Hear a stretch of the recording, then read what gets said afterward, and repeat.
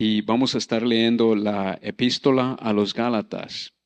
Y vamos a leer el capítulo 3 y vamos a continuar comenzando con el versículo 19 y vamos a leer del 19 al versículo 29. Bueno, la semana pasada estábamos leyendo acerca de la diferencia entre la ley y la promesa. La promesa que Dios le hizo a Abraham. Acuérdese que la promesa se centra en el plan de Dios, en la gracia de Dios, la iniciativa de Dios, la soberanía de Dios y las bendiciones de Dios. Esa es la promesa. Al contrario, la ley se centra en el deber del hombre, la obra del hombre, la responsabilidad del hombre, la conducta del hombre y la obediencia del hombre. Así que estas son unas de las mayores diferencias entre la ley y entre la promesa. Así que hoy estaremos hablando acerca de el propósito de la ley. Hagámonos una pregunta. Si los seres humanos somos tan buenas personas, tal como muchos argumentan, entonces, ¿por qué es que necesitamos policías? ¿Por qué es de que todavía necesitamos cárceles, prisiones, tribunales penales, etcétera? ¿Por qué aún existen todas estas cosas si supuestamente nosotros los seres humanos somos tan buenas personas? La verdad es que hay muchos de nosotros que no seguimos las leyes, ¿verdad? Las leyes que fueron creadas por el hombre. De tal manera que el argumento de que todos somos buenos es falso, ¿verdad? Y lo estamos comprobando nosotros mismos. Ahora imagínense que nosotros no podemos seguir las propias leyes que nosotros mismos hemos creado por nosotros. Ahora imagínense qué tan difícil es seguir las leyes que Dios nos ha entregado. ¿Qué leyes o reglamentos o ordenanzas son frecuentemente ignoradas por muchas personas, incluso hasta unos cristianos? ¿Y por qué? Pues déjenme les doy un pequeño ejemplo de algunas de estas reglas que usualmente quebramos. El exceso de velocidad. ¿Cuánto de nosotros manejamos? ¿Cuánto de nosotros quizás alguna vez hemos doblado un poco, ¿verdad? La ley. Tal vez tuvimos un retraso. Quizás íbamos tarde a la escuela o al trabajo o tal vez incluso a la iglesia, ¿verdad? Así que decidimos que íbamos a manejar un poco más de lo aceptable y quizás nos íbamos a pasar unas cuantas luces amarillas, ¿verdad?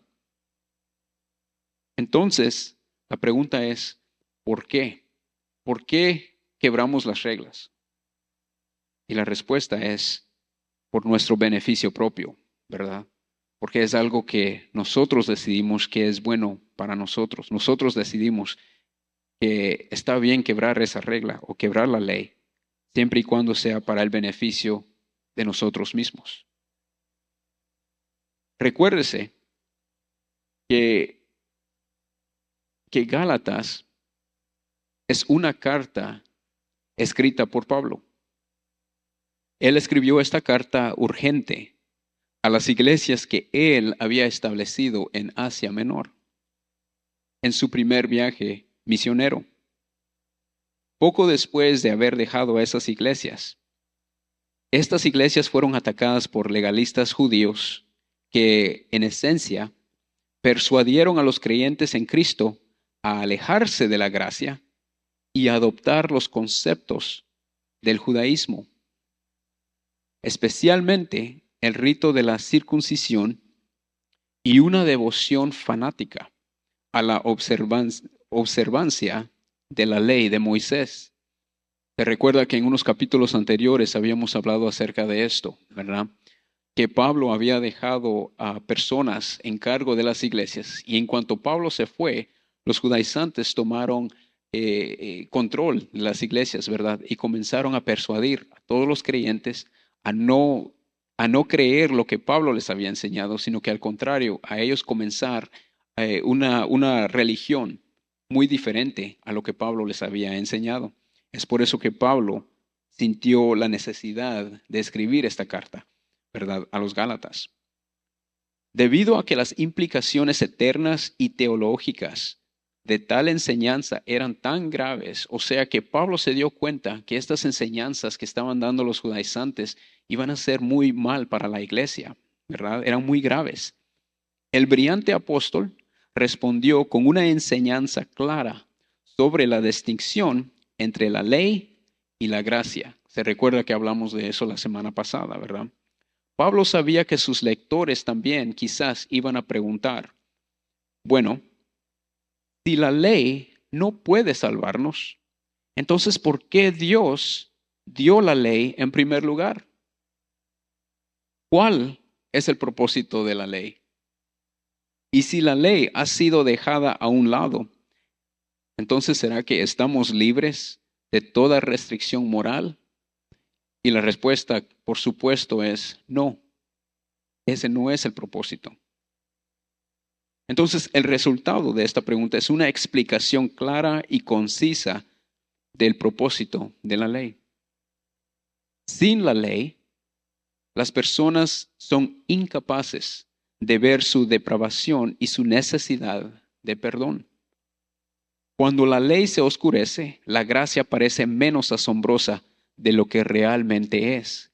En otras palabras, la ley nos ayuda a nosotros a mejor entender qué tan grave es el pecado. Y cuando nos damos cuenta de qué tan, por decir, qué tan feo es el pecado, nos damos cuenta de qué tan bella es la gracia de Dios. Amén. Entonces ese es el propósito de la ley. Entonces en esta sección que vamos a leer ahorita, termina con una nota maravillosamente alentadora. Habla de la libertad que disfrutan los creyentes. Habla de la filiación que tienen los creyentes, la unidad que se les ha concedido y de la herencia que les corresponde a nosotros los creyentes. No porque seamos capaces de aguardar las leyes de Dios, sino por la gracia de Dios que viene a través de la fe en Cristo. Amén. Entonces vamos a hablar acerca de unas cuantas palabras claves, ¿verdad? Para que nosotros podamos entender el contexto que vamos a leer. Vamos a hablar acerca de la ley primero. En la Biblia, particularmente en el Antiguo Testamento, Dios estableció directamente un código de leyes único para dirigir a su pueblo en su adoración hacia Él, en su relación con Él y en sus relaciones sociales entre sí. Israel no era la única nación que tenía un código de leyes. Colecciones de leyes eran comunes entre los países del mundo antiguo. El código bíblico de leyes, o sea, la ley mosaica, difería de otros códigos de leyes del antiguo Oriente cercano en varios aspectos. O sea que cada pueblo tenía leyes, ¿verdad? La ley bíblica era diferente. En primer lugar, por su origen.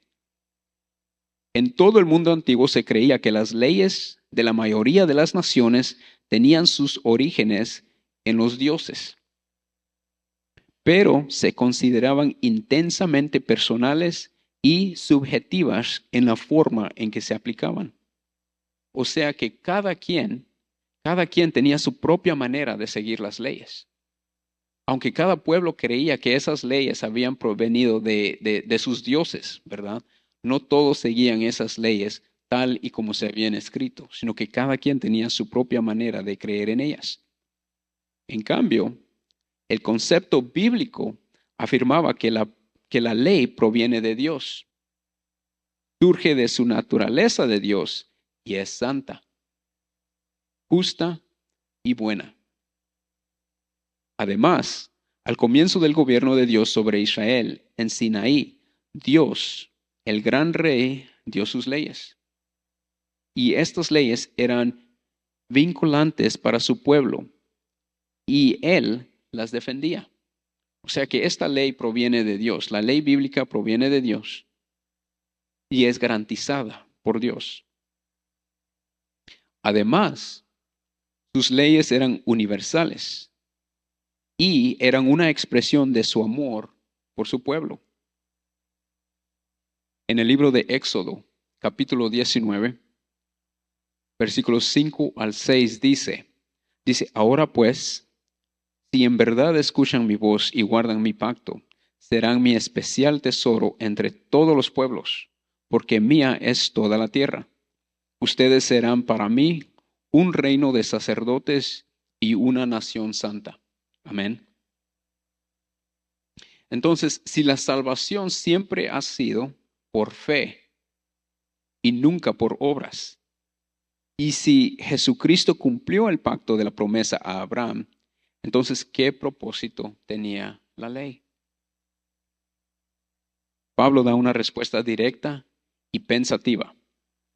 El propósito de la ley era demostrar al hombre su total pecaminosidad, su incapacidad para agradar a Dios por sus propias obras y su necesidad de misericordia y gracia.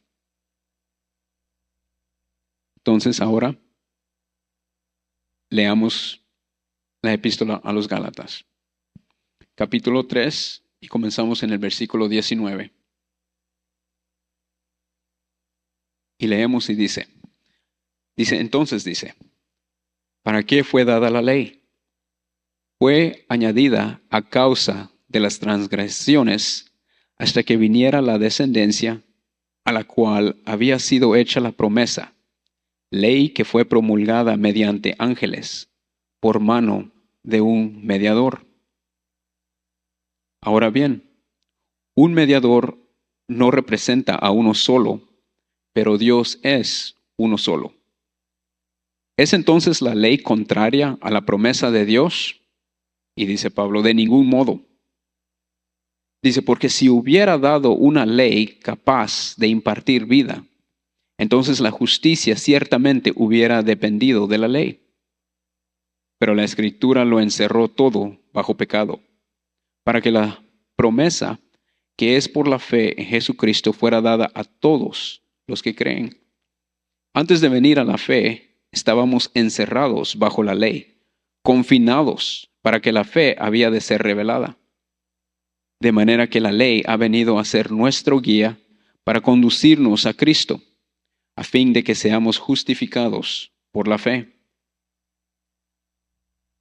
Versículo 25 dice, ahora que ha venido la fe, ya no estamos bajo el guía, pues todos ustedes son hijos de Dios mediante la fe en Cristo Jesús, porque todos los que fueron bautizados en Cristo, de Cristo se han revestido. No hay judío ni griego, no hay esclavo ni libre, no hay hombre ni mujer, porque todos son uno en Cristo Jesús. Y si ustedes son de Cristo, entonces son descendencia de Abraham, herederos según la promesa. Amén. Entonces comenzamos con la primera pregunta. Si pudiera subrayar en su Biblia, y no sé si usted lo hace o no, toma notas, pero si podemos subrayar cada palabra o cada frase que se refiere a la ley o que describe la ley en los versículos que acabamos de leer. Si pudiéramos, quizás subrayáramos el versículo 23. Dice que estábamos encerrados bajo la ley. En el versículo 24 dice, la ley ha venido a ser nuestro guía para conducirnos a Cristo. Y en el versículo 25 dice, pero ahora que ha venido la fe, ya no estamos bajo la guía. Entonces, en estos versículos, ¿cómo describe Pablo la ley? ¿Y cuál es el propósito de la ley de acuerdo a Pablo en estos versículos? Bueno, Pablo describe la ley como un guía, ¿verdad? La cual nos demuestra nuestros pecados para darnos cuenta que necesitamos la gracia de Dios. Es lo que Pablo nos está diciendo, que la ley nos ayuda a nosotros a darnos cuenta de quiénes somos. ¿Y qué dice este pasaje acerca de la universalidad del pecado o de la depravación de la raza humana? Lo que nos dice aquí es de que todos, todo el mundo, somos pecadores. ¿Será que es alguien capaz de guardar la ley perfecta de Dios? Claro que no, ¿verdad? Claro que no. No bajo nuestro propio poder. ¿Y por qué no? Bueno, porque somos imperfectos. En el primer libro de Reyes, capítulo 8, en el versículo 46, nos recuerda que dice, pues no hay hombre, dice, que no peque. Y en la epístola a los Romanos, en el capítulo 3, los versículos 9 al 10, dice, porque ya hemos denunciado que tanto judíos como griegos están todos bajo pecado. Dice, como está escrito, dice, no hay justo ni aún uno. Amén. Entonces, volvamos a leer los versículos 25 al 29. Y vamos a hacer una lista de lo que Pablo dice que todo creyente es y lo que tiene, sin importar su género, su raza, su posición en la vida. Así que leamos Gálatas capítulo 3, versículo 25 dice, pero ahora, dice que ha venido la fe, ya no estamos bajo el guía. Pues todos ustedes, dice, son hijos de Dios mediante la fe en Cristo Jesús. Dice, porque todos los que fueron bautizados en Cristo, de Cristo se han revestido. Versículo 28 dice, no hay judío ni griego, no hay esclavo ni libre, no hay hombre ni mujer. Dice, porque todos son uno en Cristo Jesús. Y en el versículo 29 dice, y si ustedes son de Cristo, dice, entonces son descendencia de Abraham, herederos según la promesa. Entonces, esas son todas las cosas que nosotros somos, ¿verdad? Somos hijos de Dios mediante la fe en Cristo Jesús. Dice que de Cristo nos hemos revestido. Dice que todos somos uno en Cristo Jesús. Y dice que somos descendencia de Abraham, que somos herederos. ¿Qué significa en el versículo 27? ¿Qué significa ser bautizado en Cristo? Y también vemos algo similar, un versículo similar en la epístola a los Romanos, capítulo 6, en los versículos 3 a 5.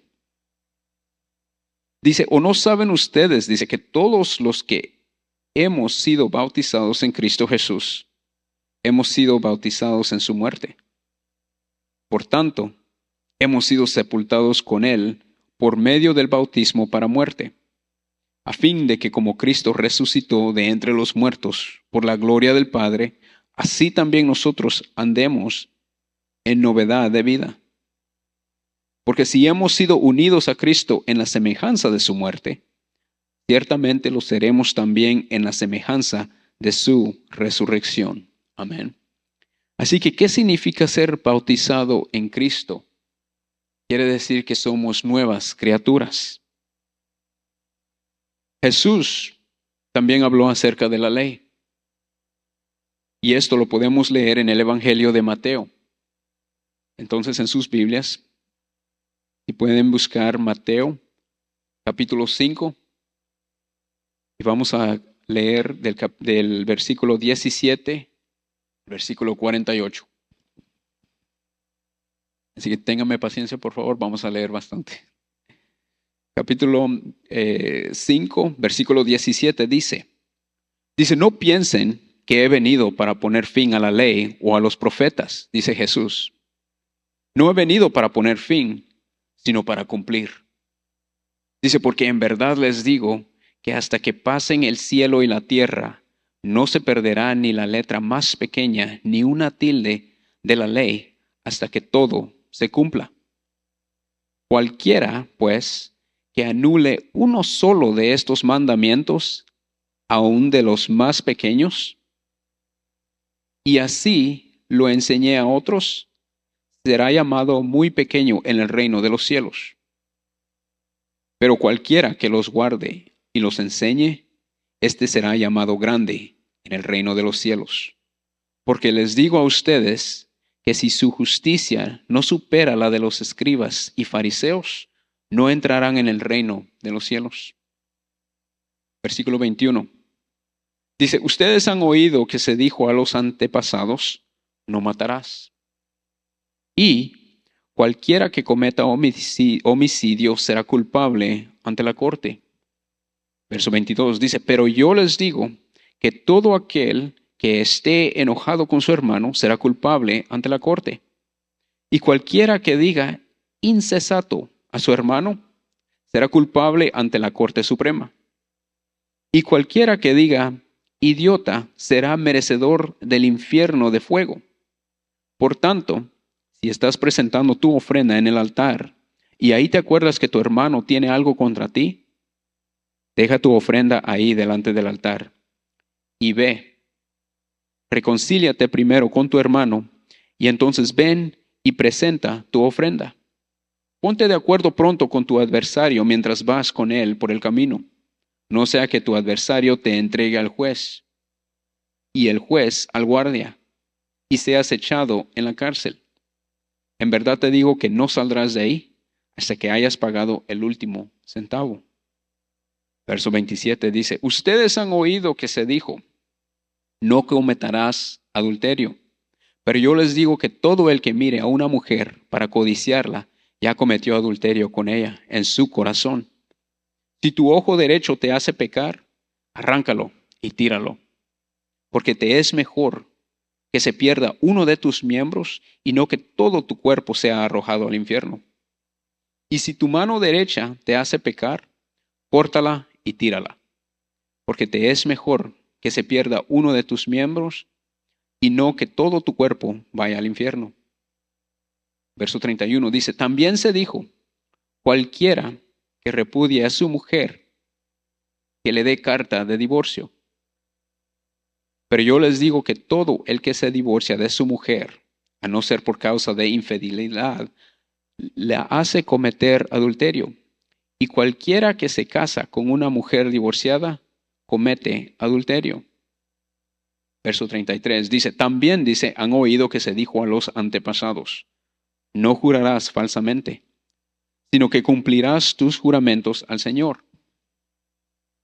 Pero yo les digo, no juren de ninguna manera, ni por el cielo, porque es el trono de Dios, ni por la tierra, porque es el estrado de sus pies, ni por Jerusalén, porque es la ciudad del gran rey. Ni jurarás por tu cabeza, porque no puedes hacer blanco o negro ni un solo cabello. Antes bien, sea el hablar de ustedes sí, sí, o no, no. Porque lo que es más de esto procede del mal. Verso 38 dice, ustedes han oído que se dijo, ojo por ojo y diente por diente. Pero yo les digo, no resistan al que es malo. Antes bien, a cualquiera que te abofetee en la mejilla derecha, vuélvele también la otra. Al que quiera ponerte pleito y quitarte la túnica, déjale también la capa. Y cualquiera que te obligue a ir 1 kilómetro, ve con él 2. Al que te pida, dale. Y al que desee pedirte prestado, no le vuelvas la espalda. Verso 43. Dice, ustedes han oído que se dijo, amarás a tu prójimo y odiarás a tu enemigo. Pero yo les digo, amen a sus enemigos y oren por ellos, Dice, oren por los que los persiguen, para que ustedes sean hijos de su Padre que está en los cielos. Porque Él hace salir su sol sobre malos y buenos, y llover sobre justos e injustos. Porque si ustedes aman a los que los aman, ¿qué recompensa tienen? ¿No hacen también lo mismo los recaudadores de impuestos? Y si saludan solamente a sus hermanos, ¿qué hacen más que otros? ¿No hacen también lo mismo los gentiles? Verso 48 dice, por tanto, dice, sean ustedes perfectos, como su Padre Celestial es perfecto. Amén. Entonces, en estos versículos, ¿a qué punto principal nos llama la atención Jesús al contrastar lo que dice la ley con lo que Él nos está diciendo? Lo que vemos aquí es que la ley es generalizada, ¿verdad? O sea que no es específica la ley. Tiene falta de detalles. A la ley también le hace falta sabiduría. Y es lo que Jesús nos provee cuando Él viene y nos explica mejor qué es el significado de la ley, ¿verdad? Ahora, cuando Jesús estaba hablando con nosotros acerca de la ley, ¿cómo cree usted que se sintieron los líderes religiosos judíos cuando oyeron que Jesús exigía no solo una conformidad externa perfecta, sino que también interna absoluta a la ley de Dios? O sea que la manera en que Jesús estaba enseñando, ¿verdad?, era con más profundidad. ¿Cómo cree usted que se sintieron los líderes religiosos? Tal vez no se sintieron tan sabios, ¿verdad?, al compararse con la sabiduría de Jesús. De acuerdo a lo que hemos aprendido, ellos eran arrogantes, de tal manera que tal vez se sintieron ofendidos por la enseñanza de Jesús, ¿verdad? Es por eso que tanto que lo perseguían a Él. Ahora si pueden, por favor, en sus Biblias, en Romanos capítulo 6. Romanos capítulo 6, vamos a leer el versículo 23. Dice así. Dice, porque la paga del pecado es muerte, pero la dádiva de Dios, o sea, el regalo de Dios, es vida eterna en Cristo Jesús, Señor nuestro. Amén. ¿Cómo este versículo se compara con la descripción que se da de Gálatas capítulo 3, versículo 23? De que la ley sirve como un tipo de prisión para los condenados a muerte. Entonces, ¿cómo estos dos versículos se comparan? Bueno, aquí dice que sin la gracia de Dios, la ley simplemente nos mantiene en espera a morir, ¿verdad? Es como estar condenados a muerte y estar en la cárcel todo este tiempo. Sabemos que eventualmente vamos a morir y no hay nada que podamos hacer.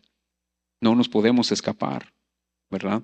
Constantemente recordándonos que somos culpables, pero no proveyéndonos el perdón. Es así la ley. Es como estar condenados a muerte y estar encarcelados hasta que nos toque morir. Ahora, en el mismo libro, en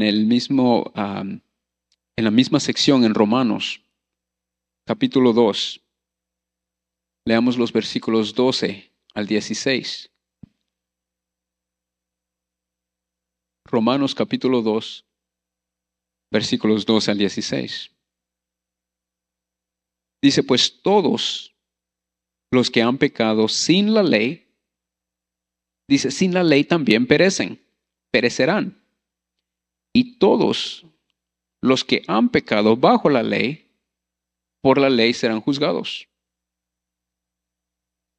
Dice, porque no son los oidores de la ley los justos ante Dios, sino los que cumplen la ley, esos serán justificados.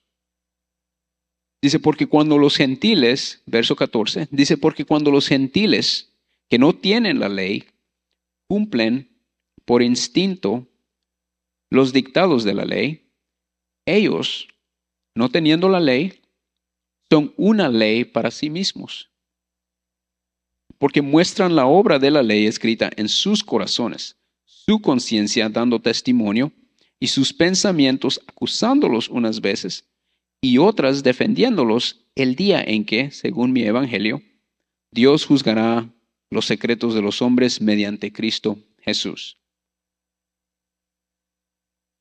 Entonces, ¿cómo se compara la ley escrita en los corazones de los gentiles con la ley revelada por Dios a través de Moisés? Entonces, los versículos que acabamos de leer, lo que dice aquí dice, hay personas que quizás nunca han escuchado la ley, ¿verdad? Por decir, pero tienen un entendimiento entre ellos mismos de la diferencia entre lo que es bueno y lo que es malo. Dice, entonces, cada persona va a ser juzgada por medio de esa ley, ya sea que conocen la ley escrita o ya sea que se les ha enseñado la diferencia entre lo bueno y lo malo. Entonces, cada uno de nosotros vamos a ser juzgados. Todos serán responsables por su pecado. Todos seremos juzgados por Dios, ¿verdad? Ahora, el pacto de la ley ya pasó hace mucho tiempo, pero las exigencias morales de la ley no han disminuido, pues no comenzaron ni terminaron con el pacto mosaico. Por eso, predicar las normas morales o éticas de la ley sigue siendo imperativo hoy en día para llevar a los seres humanos a Cristo. O sea que es cierto que la ley es antigua, pero no quiere decir que ya no tiene efecto. Quiere decir que aún hoy en día nos sigue ayudando, nos sigue dando guianza, ¿verdad? A menos que el hombre se dé cuenta de que está viviendo en violación de la ley de Dios y por lo tanto está bajo su juicio divino, no verá ninguna razón para ser salvo. Entonces volvemos a lo mismo, ¿verdad? Aquellos de nosotros que no, si no nos sentimos enfermos, solamente no vamos al doctor, ¿verdad? ¿Cuándo vamos al doctor? Cuando sabemos que hay algo mal con nosotros, ¿verdad? Es cuando nosotros comenzamos a buscar de Dios. La gracia no tiene sentido para una persona que no se siente inadecuada o necesitada de ayuda. No ve ningún propósito en ser salvo si no se da cuenta de que está perdido. No ve ninguna necesidad del perdón de Dios si no sabe que ha ofendido a Dios. No ve ninguna necesidad de buscar la misericordia de Dios si no es consciente de que está bajo la ira de Dios. Entonces, el propósito de la ley era, y aún es, llevar a los seres humanos a la desesperación por sus pecados y al deseo de recibir la salvación que la gracia soberana de Dios ofrece a los que creen. Ese es el propósito de la ley. John Stott es un predicador anglicano de la Iglesia de Inglaterra y él escribió y dijo, no podemos venir a Cristo para ser justificados hasta que primero hayamos estado ante Moisés para ser condenados. Pero una vez que hemos ido ante Moisés y reconocido nuestro pecado, culpa y condenación, no debemos quedarnos ahí. Debemos dejar que Moisés nos envíe a Cristo.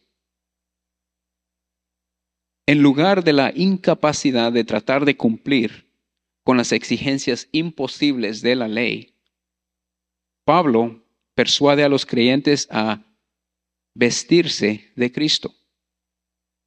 ¿Cómo se hace esto? ¿Cómo se vería vestirse de Cristo en su vida, en ustedes mismos? En la carta a los Romanos, capítulo 13, versículo 14 dice, antes bien, dice, vístanse del Señor y no piensen en proveer para las lujurias de la carne. O sea que ahora que ya sabemos cuál es la diferencia entre lo bueno y lo malo, tenemos que vivir de acuerdo a Dios, ¿verdad? De acuerdo a Jesús, de acuerdo a sus leyes de Dios, y no regresar al mundo. Entonces, esta noche, como siempre, les dejo un poco de tarea. 2 preguntas para que usted mismo lo piense en su casa. Primera pregunta: ¿cuáles son algunas de las bendiciones de ser hijo o hija de Dios? ¿Y cómo puede vivir hoy usted de tal manera que su Padre en el cielo sea honrado y glorificado? Hágase usted esa pregunta. ¿Cree usted que usted es hijo o hija de Dios? Y si la respuesta es sí, ¿qué puede hacer usted en su vida para darle gloria a su Padre? Segunda pregunta. Ahora que terminamos esta lección, ¿qué verdad central de esta lección se destaca en su mente de usted? O sea, ¿qué aprendió usted hoy por medio de esta lección? Esas son 2 preguntas con las que los dejo a todos esta noche, para que nos preguntemos, para que las estudiemos nosotros mismos en casa, ¿verdad? Quizás con nuestra familia.